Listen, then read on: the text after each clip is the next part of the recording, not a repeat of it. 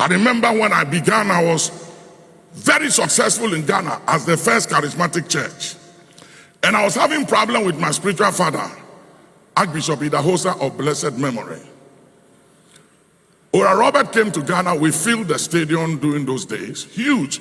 Inside, everywhere was packed. It got into my head. When I saw the numbers, it got into my head. I was very young at that time. And so when Ora Robert went back to America, he did a newsletter. And in the newsletter, he said that Action was one of the branches of Archbishop Benson, idahosa. One of my young pastors saw that and said, it's wrong. You have to put a disclaimer on it.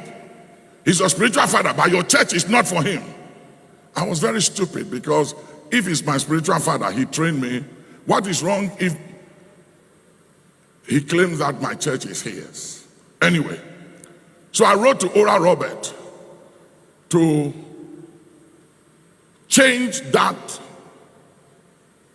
thing he put in his newsletter, that Action is not part of Archbishop Idahosa's church. So Ora Robert sent the letter to Idahosa, and Idahosa sent Bishop Coker, the principal of my Bible school, and 2 other lecturers that taught me in Bible school in the early 70s, to come and talk to me. So they came and said, listen, Papa wants you to come to Benin to meet him on this matter. And I said to them, go and tell him I'm not coming. And Bishop Coker said, what did you say? You are not coming? And he said, Nicholas, do you know the implications of what you just said?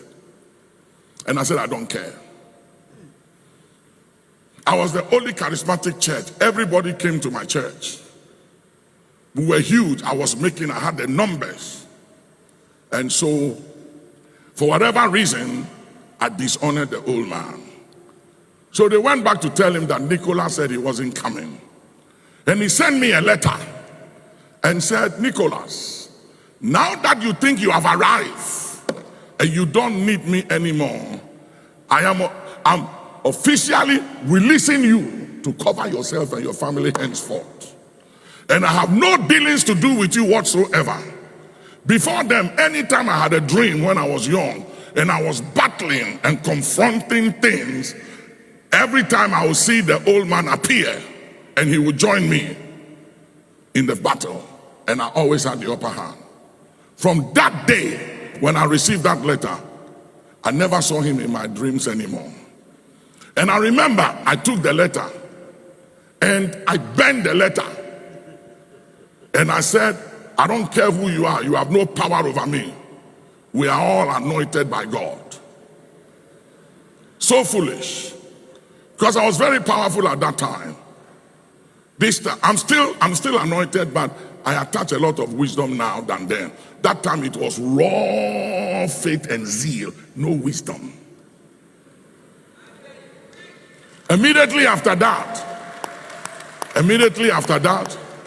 I started having some challenges with the then president, national security problems everywhere. It went on for 2 years. I have to relocate my family. And people said, leave the country. I said, no. I'm not leaving this country. God put me here. I will be here. And there were all kinds of things up to assassination attack. Bishop Duncan will remember. And the night before the assassination, the word of the Lord came and told us exactly what was going to happen and the time and everything. And it happened just as we were told. But God gave me an escape. And it went on for 2 years. I talked to my auntie Melly Grant and so many people, Justice Annan, and so many others, to intervene with the President Rawlings, to try and hear my side, because nobody will hear me. I was heavily misrepresented, character assassinated, high level. And one day, I went to London and somebody told me that Archbishop Idahosa was coming to London. He was speaking in Kensington Temple.